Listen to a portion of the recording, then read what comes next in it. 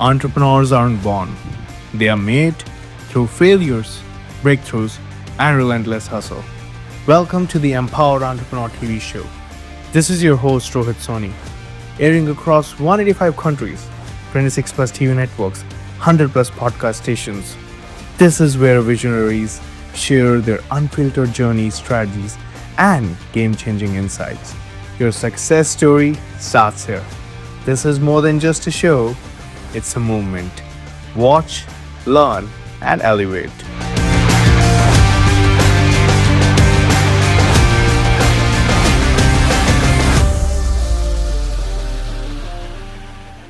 So, hello everyone, welcome back to the Empowered Entrepreneur TV show. This is your host Rohit Soni, and today we're going to take a big business deep dive into leading smarter, scale faster, and building businesses. But before I introduce you to the guest of today, I would really like to talk to you about ideas and action, because ideas and action help you lead and scale smarter. And today we'll talk about that. Well, everyone wants to scale their business. You have to beat the chaos around it. You have to beat what's happening around you each and every day. And if you are someone who's starting out, or maybe who wants to go from a journey of 0 to even 10K at the start, you need to eliminate the chaos. And you need to do that in a timely manner to make sure your business scales and you take smart decisions and you actually get results, because that's what matters. Because the world didn't get simpler, it got faster, messier, and more uncertain. And while everyone's racing to automate, the real edge lies in what today's guest calls intelligent systemization. It's about building layered systems that don't just do, but they think, adapt, and learn with you. So I'd like to introduce you to my guest today, Patrick McDonald, who is a decision scientist with 28 years of experience designing high-impact analytics systems. He has helped companies like Walmart, McDonald's, Caterpillar, and Monsanto generate over $6 billion in measurable ROI. And now he mentors startup professionals and mid-sized founder-led businesses to transform operations through intelligent decision systems.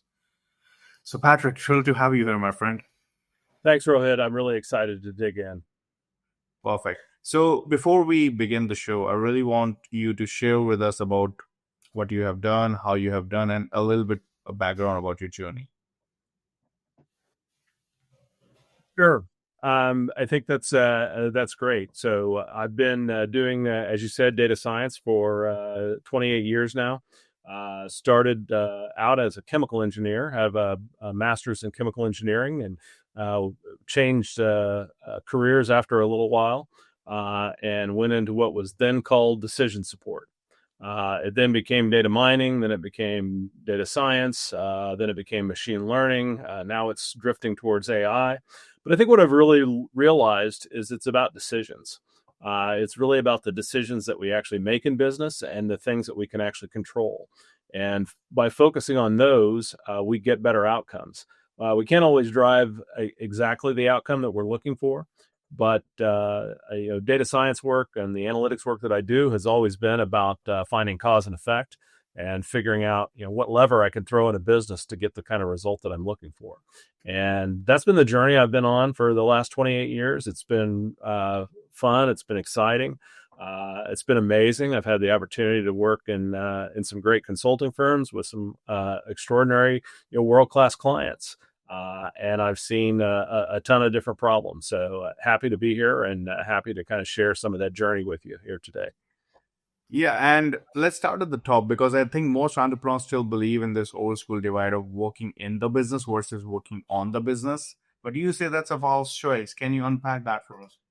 Yeah. It's not so much that it is a false choice in a way, right? And I wouldn't discourage you from working on your business if you're an entrepreneur, and certainly anybody who's working 100% in their business has a job, not a business, right? But you have to do both. You can't just work on your business, because if that's all you do, nobody's there to actually make the decision. Nobody has the moral authority. Nobody has the ability to drive the decisions the way that you want to drive them. And I think as we come into this AI world now, we're going to see more and more of that. And it's really interesting. I think Michael Gerber first came out with the E-Myth, and that was an important part of it, working in versus on. And then Robert Kiyosaki's books came out, and he talks a lot about in versus on. And I had the privilege really of mentoring under one of the gentlemen that actually taught Robert Kiyosaki some of what he knows about wealth building. Gentleman by the name of Keith Cunningham. He's my mentor. I have mentors too, so I know some of my mentees are going to be watching today. And Keith was my mentor. I continue to work with mentors myself, and I encourage my mentees to work with a mentor, whether it's me or somebody else. And I think most entrepreneurs should as well. So, but I think the key thing that Keith really taught was that Robert talks about the quadrants, the ESBI, and Keith said, nope, it's not quadrants, it's a plus sign. Right, you're going to work in your business. You're going to be you're going to be an E, you're going to be an S, you're going to be a B, and you're going to be an I. And you need to do all four of those. And I think that's the important part of it. And I think, we think that AI is just going to do things for us. And that's kind of the George Jetson belief of what the future job is going to be. I don't know if you remember the old Jetsons cartoon back in the day, but he had to sit in the office and push the button, right? Every once in a while, he'd have to push the button, and that was the extent of his work. And I think we're going to start seeing some of those kinds of jobs, but it's not that we're pushing a button. It is that we are going to be having the authority and the accountability to drive the decision inside of an organization. It's not going to be that we're going to be paid by the hour. It's going to be we're going to be paid by the quality of the decisions that we make and the authority and the accountability that we have for those decisions. So that's kind of where I see a little bit of a difference or a little bit of a tweak on in versus on. I think we all need to be doing a little bit of both. Does that make sense? Well, that makes total sense. And one of the big things I like to talk to you about right now is skills, because at this point, nobody talks about degrees. It's about what you can offer to an organization. Can you at least share a little bit more on that? About skills or scale? I'm sorry. Skills and scaling, because I believe skills matter a lot these days on how you can drive revenue for any organization and how impactful that is. Absolutely. Right. So I think, there are a number of skills that I think that are important. And I think they tie really nicely to some key metrics that I really focus on with my business clients. One of which is what I call brand capital or brand equity. And really that's a market share metric. Right. So a lot of people want to focus on revenue. I think it's great if you're growing revenue, but if you're growing revenue but losing market share, you're still falling behind. So I want to make sure that I'm looking at revenue not just as it's growing, but also that I'm gaining market share. And that really comes to the skill set that is most critical in business, is being able to understand problems of your client base, be able to solve those problems in a profitable way, and deliver the solution to those problems. That's one of the core capabilities that pretty much every business is going to need to have. The second thing that I really look at in terms of businesses and understanding is what I call the reliability, right? And that's your ability to deliver on that brand promise that you made that got you the sale in the first place. So it's really about delivery. It's really about being able to make sure that you meet the promises that you made. You meet them in the timely fashion. You meet them in the for the profit or for the revenue that you promised, right? For the price that you promised, that you deliver full quality on time and within budget. That's an important, a very important factor. I think the third thing that we really want to focus on is basically managing that working capital, right? So anybody that has an inventory-based business, and even if you don't, you still have receivables and your payables.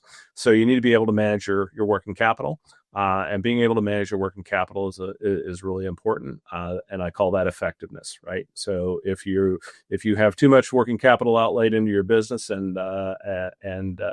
it increases basically your investment, and it reduces your ROI or your return on assets. So that's one of the key things you want to look at. The fourth one that I look at is a little bit different from most organizations. A lot of people really want to focus on efficiency. I prefer a different term. I prefer looking at productivity. And the reason for that is that efficiency can be a little bit like N versus on. It's really important that you get it right. And too many times I see organizations not getting it right. They focus efficiency at a local level rather than across the entire enterprise. And that ends up in generating what I call a local optima, which isn't the global optima. And that means very often you are reducing sprint capacity someplace in the business that's going to hurt your top line sales in order to be efficient. That's what I call being efficiently ineffective, right? So I think it's important that that efficiency is, while it's an important concept, chasing efficiency for efficiency's sake is not necessarily the right thing. The advantage of productivity is the way that I define it. You're never going to do that, right? It takes into account the operating expense, which is what we're trying to copy or capture in an efficiency metric, and it ties it to gross margin contribution, and you make sure that both of that basically you're producing more gross margin with less operating expense, and that's important. So those are kind of my four metrics that I look at for the most part. I have a fifth one that we'll get to later called agility. And it really is about how you can adapt to a shock to a system. So, Yeah, that's perfect. Right now we have to run into a quick break, but when we will come back on the Empower Entrepreneur TV show, Patrick and I will discuss about systemizing the business, decision fatigue, and how automation can actually take your business to the next level. So when we'll come back, we'll discuss with you. I'll see you right after this break. As a coach or a consultant, your focus should be on transforming lives, not struggling to get clients. That's where my company Amplify Media comes in to help you not just scale your business, but to consistently give you the revenue that your business deserves. We actually build a done-for-you lead generation acquisition system that brings in clients consistently so that you don't have to worry about where the next client is coming in. You focus on the most important thing that is scaling your business and impacting your own coaching clients. From high impact marketing and scroll stopping content to expert funnel creation, we take your business from point A to point B with precision. Coaches and consultants worldwide trust the company. We have over 277 plus clients, case studies all around the world, help tons and tons of businesses scale. So your next level is waiting. Let's make your brand unforgettable and visit the website today. I would love to offer you a free strategy session to share with you how we can help scale your business. Thank you. Welcome back to the Empower Entrepreneur TV show. This is your host, Rohit Soni. And right now, I'm with Patrick McDonald. So, Patrick, before the break, we were talking about automation, scaling businesses. So, my question to you is, when it comes to systemization, people hear automation and think the goal is to get humans out of the loop, but you teach something different. So, what does that look like in practice? sure. And I think the important thing about human in the loop design is to understand not only that AI and systems tend to be brittle and can break, but they can't account for everything, right? So, and more importantly, there's also the requirement, I believe, that we shouldn't be given an AI or a computer system complete authority to manage our lives. If we do that, we've become pets, right? And I don't think that's what anybody really wants. I think what we want is to be free of the tedium that we don't want to do. We want to do the creative part. We want to do the part where we're in command and we're in control. And the way I try to design systems is to make sure that there's a human in the loop, somebody who basically is in control, who's making the decisions, who's making the best decisions they can, given the information that's available. And it is the system that's there to provide that information to them so that they can make that best decision. And very often what I do include is a variety of capabilities. So you can look at all the critical factors. You can understand what their impact is. That's that cause and effect aspect of the data science work I've done over the course of my career. We layer on top of that an optimization so we can understand exactly what the best decision is based on the information that we have.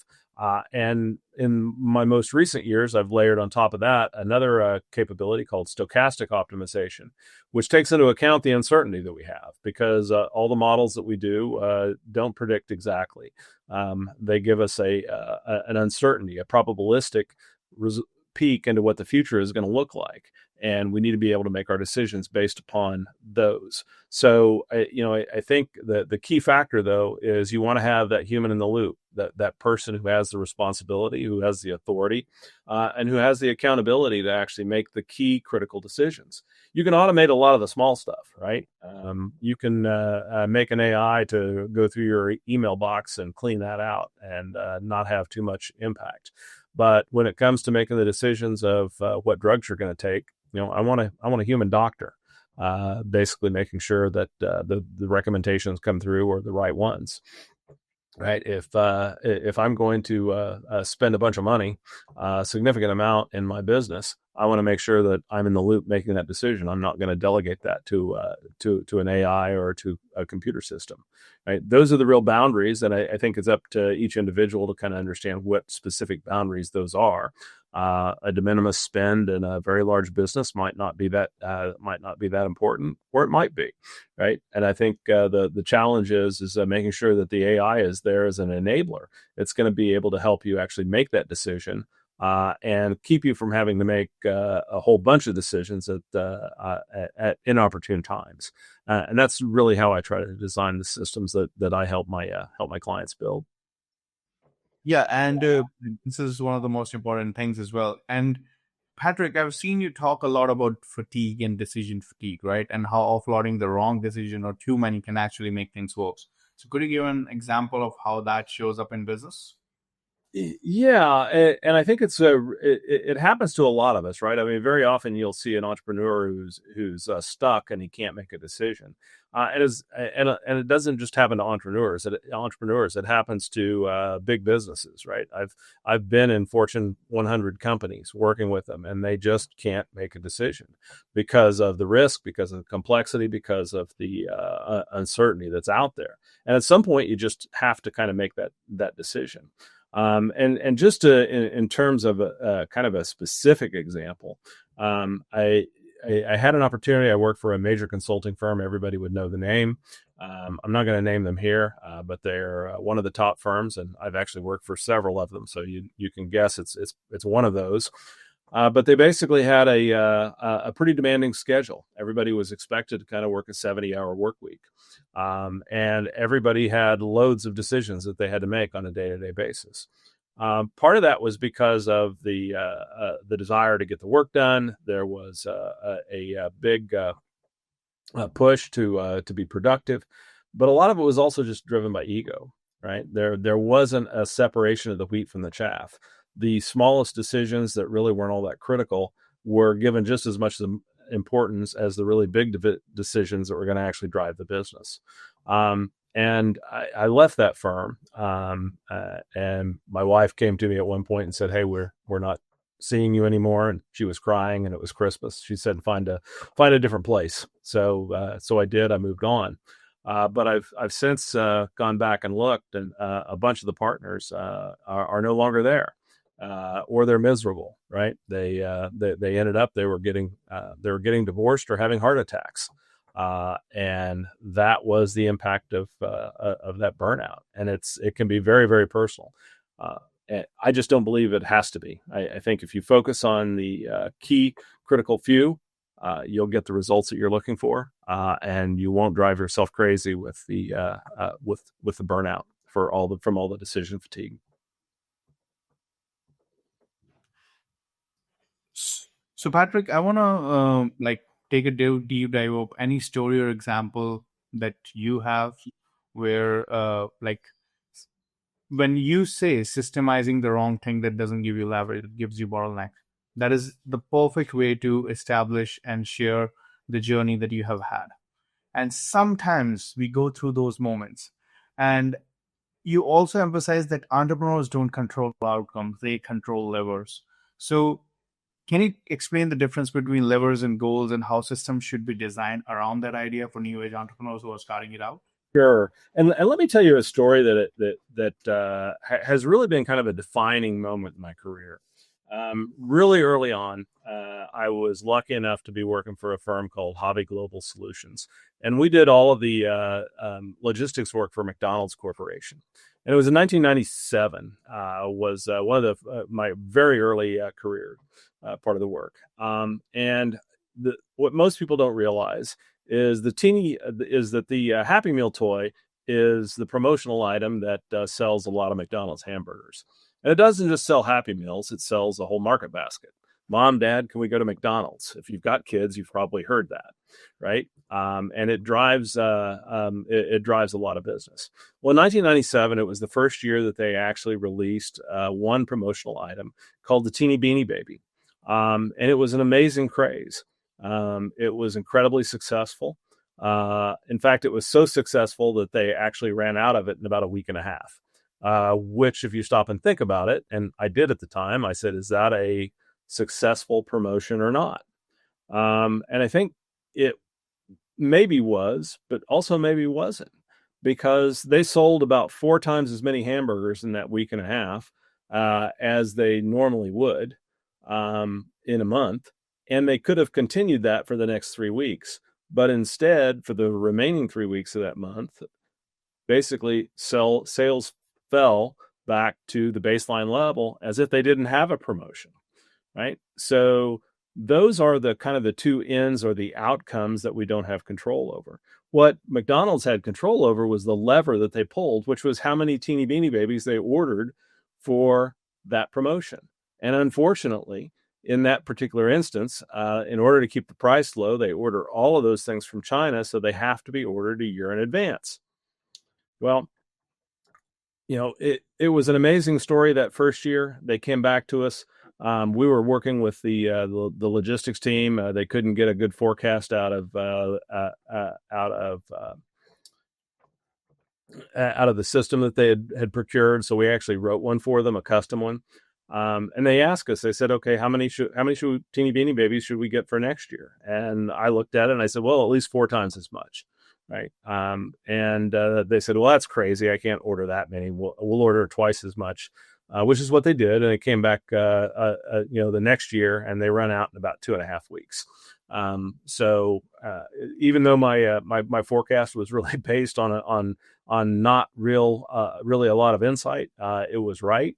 And they tended not to kind of understand what they're doing. And that kind of gets to the key point, right? The lever that you have in any kind of sales and operations planning system is how much you order or how much you schedule in terms of the shop floor going forward. The outcome is, do I have enough inventory, finished goods inventory on hand in order to meet the demand that is uncertain?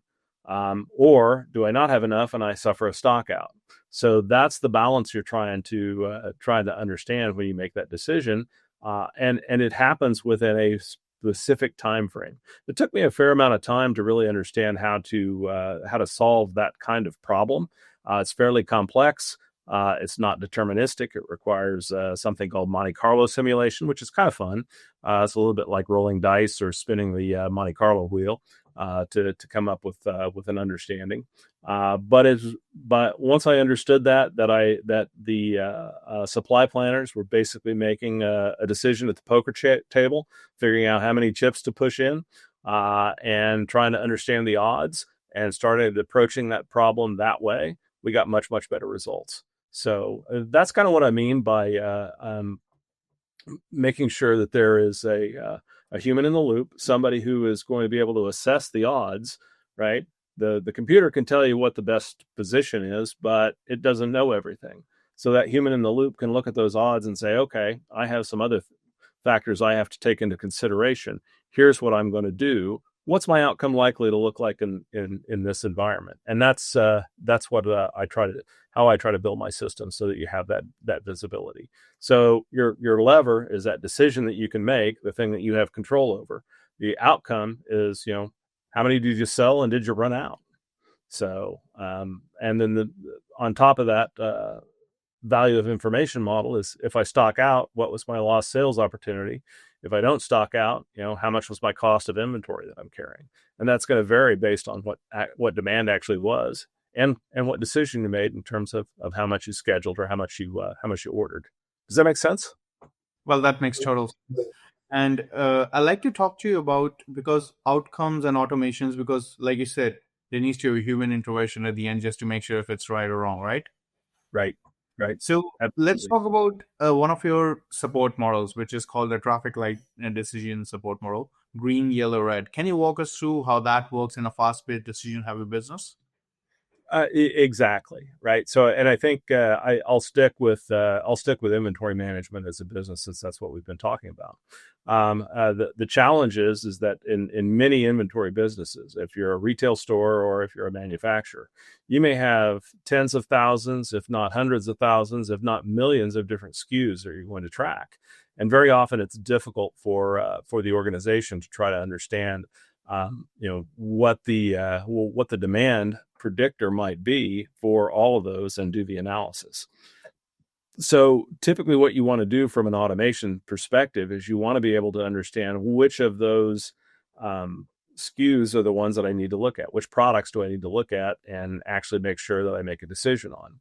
So what we typically do is we build a forecasting tool, we build an optimization tool that makes a recommendation for those for the amount you're going to schedule or the amount you're going to order, and anything that we have very high confidence in that it's right, we'll go ahead and put a green light on that, and that means that the decision can be made by the computer, and the person, the human in the loop, basically has the authority to change it if they want to. They can look at it, they can approve it, but they're going to do so in bulk. Right? They're going to say, okay, I think these are right. We're going to go forward with that. They'll make the decision. They'll be accountable for it. But it's also something that we're going to say, okay, I'm comfortable delegating this list of decisions to the computer. The next set are going to be the yellow lights, and those are the ones that basically don't have the same level of confidence. Right? We think we have a good recommendation for you. We'll make that recommendation, but we're going to say, hey, I want you to look at this, and here's why.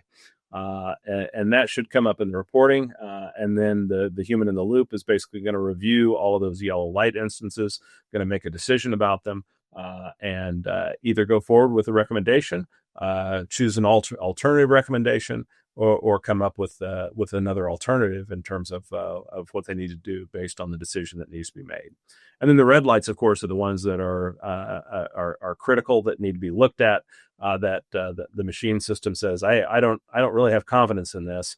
I'm not sure what needs to be done here, and somebody needs to make a decision. You might still get some recommendations, but the confidence that the AI engine is going to have in that decision is very low, and it's something that you definitely want to have somebody who really understands that aspect of the business looking at it and making that decision. So that's kind of how the traffic lighting system works, and that's what I recommend for most of the critical decisions that you're going to hand over to AI. And finally, before we go into a short break again, I really like to know you advocate for what is called anti-fragility as a design principle. How do systems actually get stronger under stress? And what would be a sign your business systems are becoming anti-fragile? Yeah, so anti-fragile is a concept that Nicholas Taleb came up with. He wrote Black Swan, and then he actually wrote a book called Anti-Fragile, which I recommend. I read a lot of books, so I recommend a lot of people do. And if you think about fragility, or a company that might be brittle, right, that is subject to a shock, it's not going to survive very well, right? Something happens to the business, something happens to the market, and all of a sudden what you're doing isn't working anymore. So the question is how quickly can I come back to a point where I'm making the same kind of cash flow I was making, where I'm making the same profits, where my revenues are the same. And that's not quite anti-fragile. That's really what I call resilience. And most companies want to be resilient, but I think in this world, it's not enough. And the concept of anti-fragile is to be better than resilient, right? It is to really understand that the world is VUCA, right? There's volatility, there's uncertainty, there's complexity, and there's ambiguity. There's a lot of it, and there's going to be more and more of it. And what Anti-Fragile says is not only am I resilient, but I am so good at dealing with shocks to the system that it's my competitive advantage, right? It is what I'm best at. I can turn on a dime in my business and I can move and I can regenerate the next big thing that's going to make sure that I have consistent cash flow, consistent revenue, and eventually profits. But like most entrepreneurs, I'm much more interested in cash flow than I am in profit, and that's what you really want to see, right? That free cash flow is the most important number to me, and unfortunately, it doesn't show up anywhere on the financial statements. You have to do a little bit of math to get that one. So yeah, and you're completely correct, Patrick. We need to understand that brilliant AI isn't replacing our brain. It's giving us extra RAM for the tough stuff. Couldn't agree more. So right now we have to go into a quick break. But when we come back, we'll talk about execution, the biggest myths in leadership, delegation, and on top of that, reliable and scalable things that Patrick has used and scaled business around the world. So I'll see you after this break. As a coach or a consultant, your focus should be on transforming lives, not struggling to get clients. That's where my company Amplify Media comes in to help you not just scale your business, but to consistently give you the revenue that your business deserves.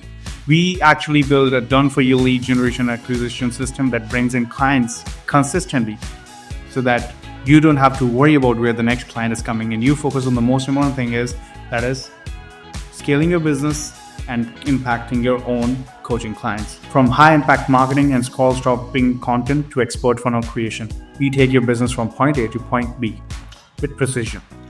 Coaches and consultants worldwide trust the company. We have over 277 plus clients, case studies all around the world, help tons and tons of businesses scale.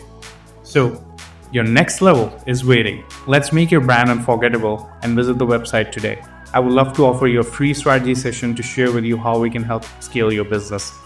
Thank you. So hello everyone, welcome back to the Empower Entrepreneur TV show. This is your host Rohit Soni, and like I said, today we have Patrick McDonald. So Patrick, let me invite you back to the stage.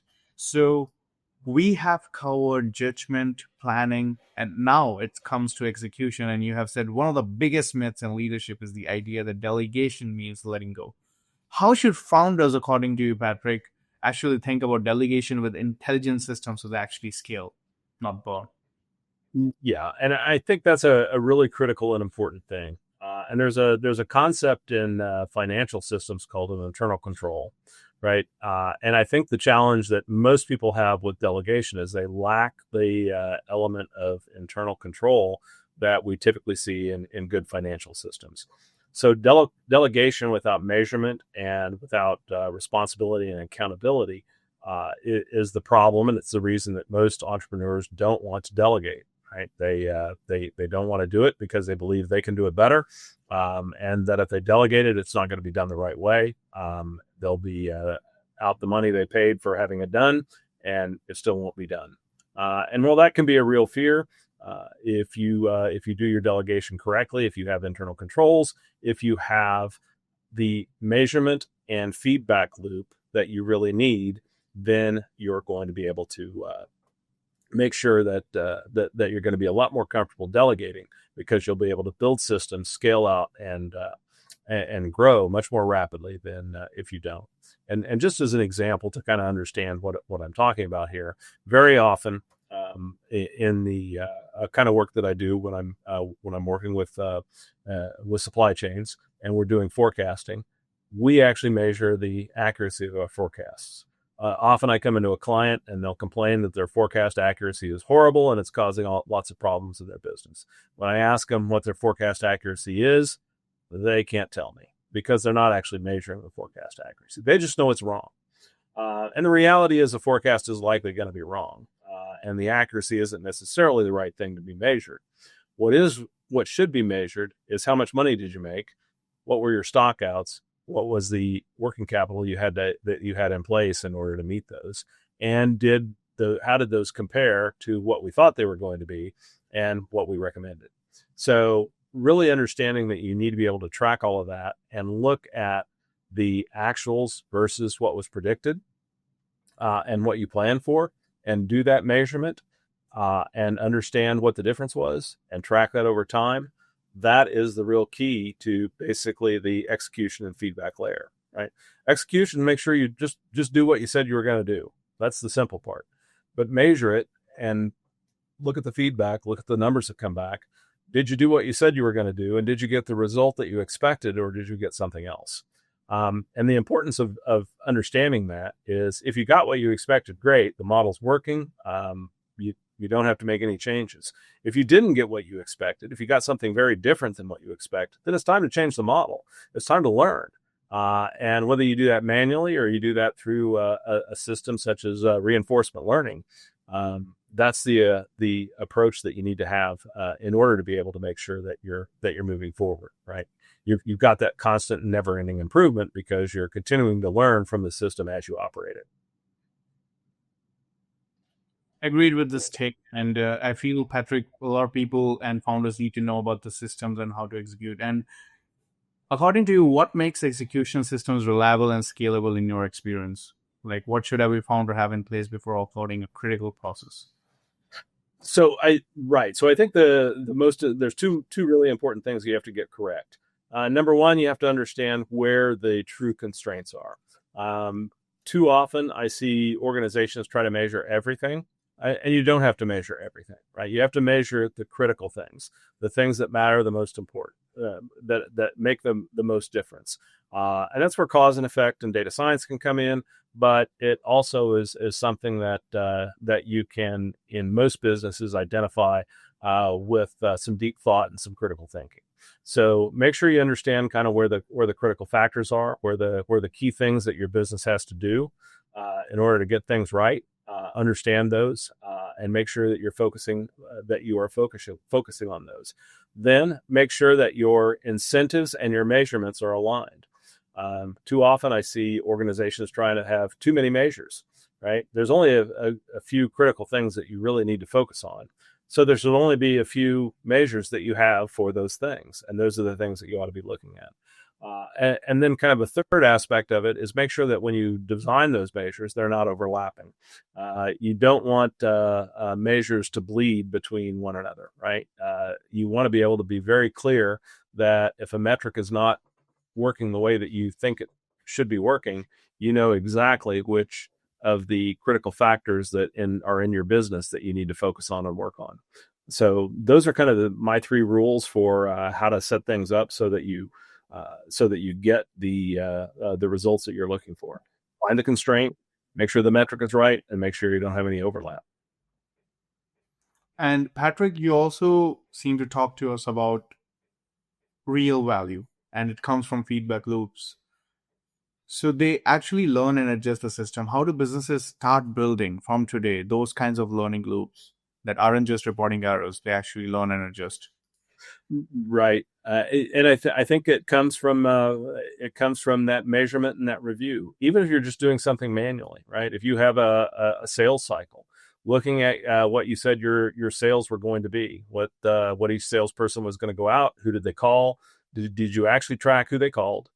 Did you track the responses? Did you track the results? Right? Did the pipeline move forward? Understanding how all of those things happened, and if you're tracking that in a CRM system, for example, you can get a better look at what's happening there. If you pull that data out of the CRM and you let a data scientist look at it, they can start to look at the cause and effect and tell you what's working, what's not working. If you get a really good data scientist, you'll have one that's going to understand the uncertainty in those predictions, and you can start to actually make real predictions, and then begin to do the tracking against those predictions going forward. So that's really the basis for doing it. It's as simple as having the discipline to measure the results, compare those to the predictions, and then when they're not the same, try to figure out what caused things to go in a different direction, right? And if things were better, then the system can learn, and maybe there's something new that you can learn and integrate into the system. If things were worse, then look and see, is it the fact that the model's not working anymore? Did the population drift? Those are possible things, right? And when we do data science, we have to look at those. Is it we're not adopting the rules anymore, or somebody decided to do something other than what was recommended? If so, what did they decide? You just track through that diagnostic to figure out what happened that shouldn't have happened, and figure out how to become more effective. Completely agree. Right now, we have to again, Patrick, run into a quick break, and I'm really loving the value that you're offering. So when we come back, we'll talk about human judgment, controlling levers. We'll talk about how people can connect with you and work together, and a little bit more about your business, your journey, and how coaching is helping your students take their business life to the next level. So when we come back, we'll just go a lot more about Patrick McDonald and how you can work with him. So see you on the other side. As a coach or a consultant, your focus should be on transforming lives, not struggling to get clients. That's where my company Amplify Media comes in to help you not just scale your business, but to consistently give you the revenue that your business deserves. We actually build a done-for-you lead generation acquisition system that brings in clients consistently so that you don't have to worry about where the next client is coming in. You focus on the most important thing that is scaling your business and impacting your own coaching clients. From high-impact marketing and scroll-stopping content to expert funnel creation, we take your business from point A to point B with precision. Coaches and consultants worldwide trust the company. We have over 277 plus clients, case studies all around the world, help tons and tons of businesses scale. So your next level is waiting. Let's make your brand unforgettable and visit the website today. I would love to offer you a free strategy session to share with you how we can help scale your business. Thank you. So hello everyone, welcome back to the Empowered Entrepreneur TV show. This is your host Rohit Soni, and right now we are into the main event of our show. And until now, Patrick has given us a massive masterclass on judgment layer, systemization, focuses human judgment at the right points, planning and control layer, resilience beat prediction, focus on control levers, execution and feedback layer. Don't just delegate, design systems that learn. So Patrick, I'd like you to have on my stage again. And let's talk about if someone's watching this and feels their business is buried under a decision or flying blind on execution, what's the one system that they should have to audit or build this week? Well, I think the very first thing you do is figure out what's the constraint, what's blocking me from or blocking you from going forward, from growing. What is the one big problem that you that you currently see, and then sit down and think about that critically. Try to understand what are the things that are happening because of that problem. Write those down, and I teach a thing called the logical thinking process. But just start writing them down and think about them. Think about cause and effect, and try to understand and get to a root cause. Right. So doing a root cause analysis will really help you figure out why that one thing is the one thing that's causing the problem. And when you do the critical thinking analysis and look at it, you're going to come up with probably a root cause, a decision where it makes sense to maybe do one thing or maybe do another thing, depending upon the circumstance or situation.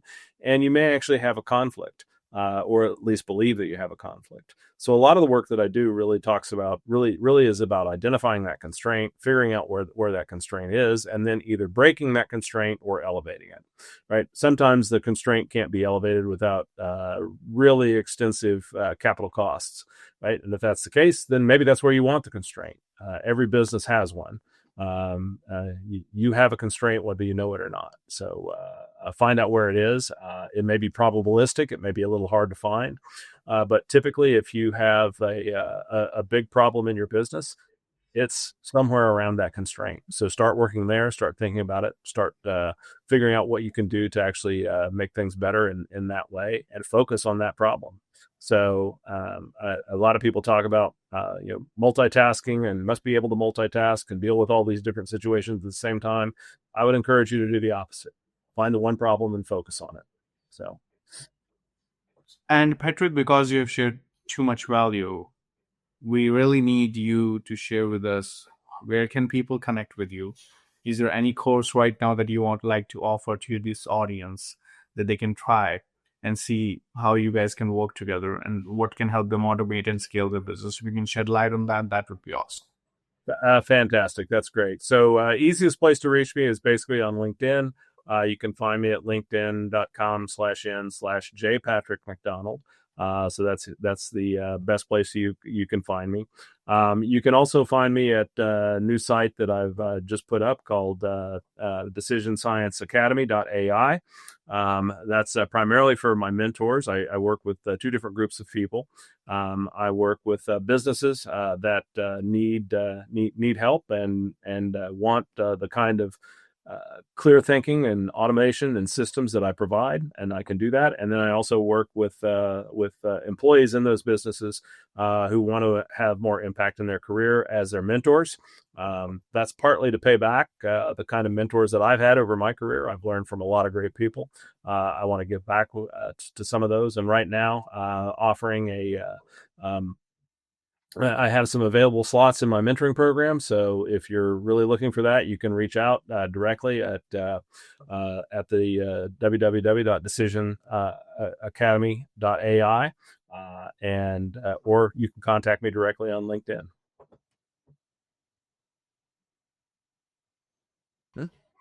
And can you also share like your LinkedIn details, your like any other place as well? And is there any bonus you want to give to our audience to connect with you? Sure, absolutely. So in terms of mentees at the moment, I have a few slots available for the next coming round. I'm working on trying to make that as affordable as possible. So right now we're looking at offering my mentoring services, where I will sit down and I will work with an individual mentee, help you figure out how to have more impact in your career, how to do the kinds of projects that I do in my organizations, and currently have that priced at $275 a month. It includes a couple of sessions with me, some asynchronous support, frameworks that you can work with, and a review of your resume, a review of your GitHub repository, a review of your portfolio, and strategy, mock interviews, etc., in terms of folks that really want to work in this data and analytics field. Plus, you get the experience, the benefit of my experience over the last 28 years. So, if you have a business and you're looking for focusing on doing something in your business and trying to figure out where that constraint is, I can help you do that as well. I'd recommend you reach out to me on LinkedIn. We'll set up a discovery call, talk about your existing business and how I might approach it. We'll basically give you 30 minutes of consulting rather than a sales pitch. I'm not a salesperson. I'm a consultant. So when you talk to me, you're going to get some value. I hope you got value out of this today, and I certainly enjoyed the opportunity to speak here today. Okay, perfect. And Patrick, one last advice for our audience who are all empowered entrepreneurs who are trying their best each and every day. So any advice you have based on your experience and wisdom? Read every day. Get your hands on a book and read something or learn something. I think one of the things that's been most incredibly helpful for me in my career is that I started off and I tried to read about a book a week, and I've done that for the most part over the last almost 40 years now. In terms of keeping up with business literature, keeping up with the academic literature, really understanding how those problems can be solved, how other people are solving those problems. And if you don't read, find out where there's good content out there in either video or through programs or through mentors. I think there's a lot of information that's available that you can grab a hold of and leverage. So that's what I would recommend. I still like books. Well, I also like reading books, like because they are like your best friends. It's already written, and the more you read, the better you get and the smarter you get. Like it's all about 1% improvement each and every day. Because if you feel you can improve and you're reading at the same time and you're writing it down as well, there's something about human mind that's going to remember it. And when you are going to take a wrong action, remember, okay, I just read that in that book. It's wrong. Why would I do it? Exactly. So, And it's your best friend. It comes as your best friend each and every time, because I've been reading books and journaling for the last 4 5 years. That has really helped me. So yeah, for all the young budding entrepreneurs out there, that's the advice you need to follow. absolutely, read every book you can get your hands on. Sometimes there'll be conflicting advice. That's not necessarily a bad thing. That just means you have to figure out what's going to be right for you. Exactly. Do your own research. Do your own research, because you have to be non-biased. You have to take the right decisions. And it's like a chess, right? You would need to make the best move possible that you can each and every step of your life. It could be career, it could be journey, it could be automation, it could be business, it could be scaling, it could be profits, it could be anything, right? It could be creation. And you're going to make mistakes. So when you do, get back up and make the next one, right? Make the next decision, take the next step. So that's what I recommend. I agree. Perfect, Patrick. So thanks a lot, my friend, to be on the show today. It was a pleasure having you, learning from you, your experience, your wisdom, and on top of that, the practical time-tested advices that you have shared with us. To anyone who wants to reach out to Patrick, I'm dropping the link below here, and you can check it out. On top of that, you can also set up a discovery call with him to see if you can work with him, any qualification process that you need to do to make sure to be his student. And at the end of the day, it's all about scaling. And we at Empower Entrepreneur talk about scaling, and we invite special guests just to make sure you get the right advice. So I would love for you to make notes today, learn from it, and don't forget to follow Patrick on the link below. So I'll see you all in the next episode of the Empower Entrepreneur TV show. It was a pleasure to talking to Patrick, and it was an amazing show. Thanks a lot, everyone. I'll see you next week. Success isn't for the chosen few. It's for those who choose to show up, take action, and never back down. This is the Empower Entrepreneur, hosted by Rohit Soni, airing across 185 countries, 26 plus TV networks, and 100 plus podcast stations. You've heard the strategies, you've seen the mindset. Now it's time to execute. I'll see you next week, every Thursday at 5 p.m. Pacific and 8 p.m. Eastern. Go, build, dominate. Until next time, stay empowered.